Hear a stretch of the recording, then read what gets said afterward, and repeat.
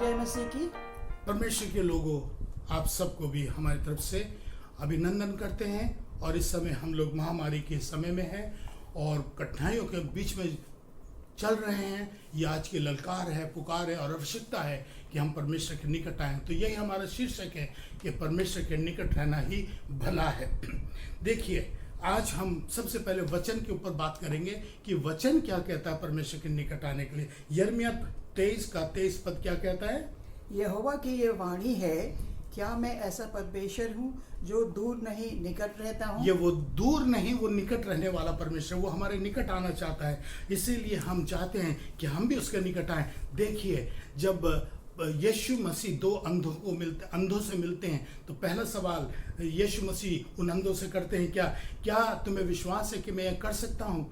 दूसरा एक सवाल करते हैं, एक और अंधों से ये करते हैं कि तू क्या चाहता है कि मैं तुम्हारे लिए करूं? उन्होंने कहा, हमारी आंख खुल जाए और हमें मालूम है कि तू कर सकता है। मेरे प्यारे भाइयों बहनों, आजकल हमारे पवित्र स्थान बंद हैं, लेकिन निराश ना हो, लेकिन उल्लास हो, खुशी हो कि हमारे घर खुले हुए हैं। हम अपने माँ बाप, अपने बड़े जनों के साथ बैठ करके प्रार्थना करें। जिस प्रकार से एक पिता अपने बच्चे का हाथ पकड़ करके चलता है और बच्चा एकदम विश्वास करता है कि मुझे कुछ भी नहीं होगा, अगर परमेश्वर हमारे निकट है तो हमें सब कुछ हो सकता है। तो सुनिए, देखिए, हम किसके निकट रहना पसंद करते हम हैं? दो तरह के लोगों के निकट रहना पसंद करते हैं, जो हमारे प्रियजन हैं और जिनसे हमारा घनिष्ठ संबंध है। दूसरा वे लोग जिनके ऊपर हमारा विश्वास है और जिस पर हम भरोसा रखते हैं।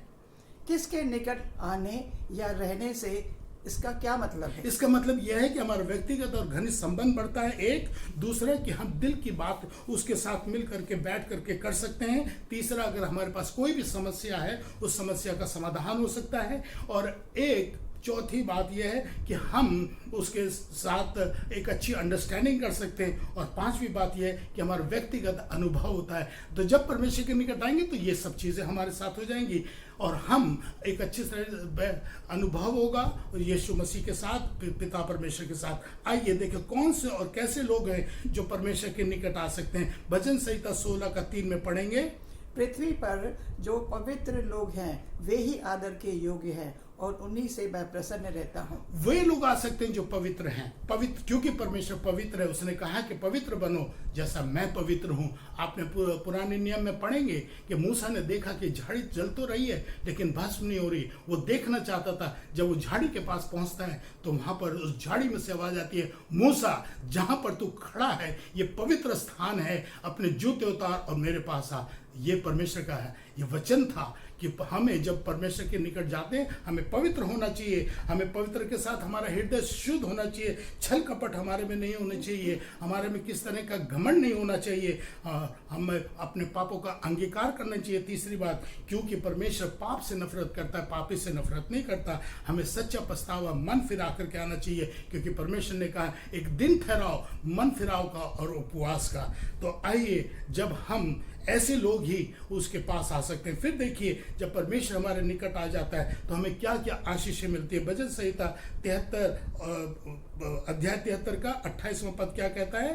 परमेश्वर के समीप रहना यही मेरे लिए भला है, मैंने प्रभु यहोवा को अपना शरण स्थान माना है। सबसे भला क्या है कि मैं उसके निकट आ जाऊं। मैं उसके निकट आ जाऊंगा तो मेरी सारी परेशानियां दूर हो जाएंगी।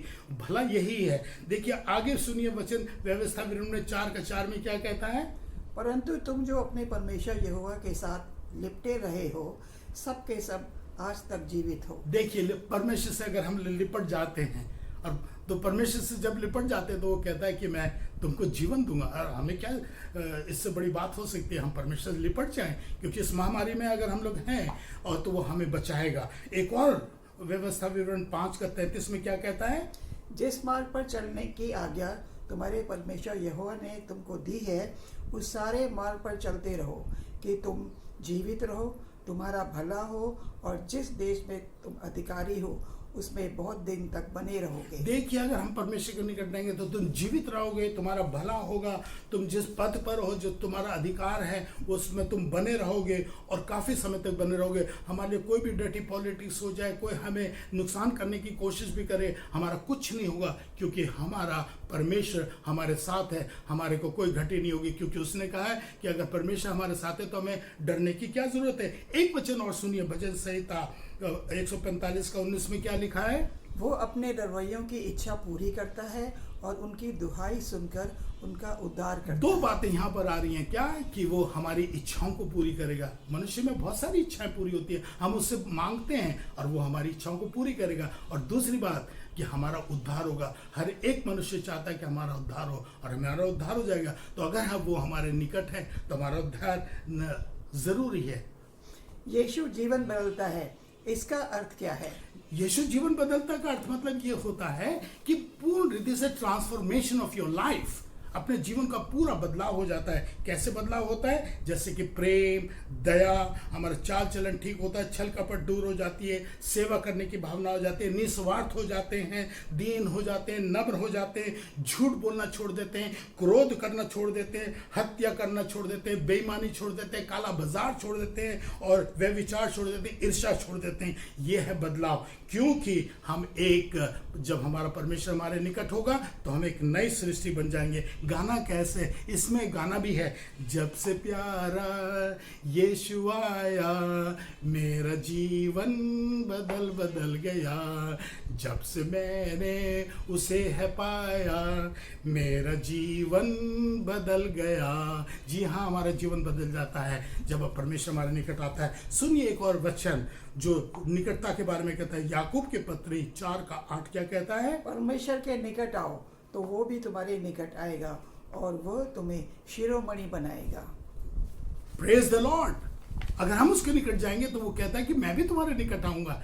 वन वे नहीं है ये, दोनों टू वेज है ये। वो हम उसके पास जाएंगे, वो हमारे पास आएगा। और फिर वो कहता है कि मैं तुम्हें शिरोमणि बनाऊंगा, मैं तुमको ऊंचा उठाऊंगा। तो आइए मेरे प्यारे भाइयों बहनों, इस संकट के समय, इस महामारी के समय ललकार करके अपने प्रभु परमेश्वर को नजदीक आइए, तो वो हमें इन बीमारियों से, महासंकट से हमें बचाएगा, सुरक्षा करेगा। आप सबको शुभकामना। प्रभु परमेश्वर आप सबको आशीष दे। जय मसीह की।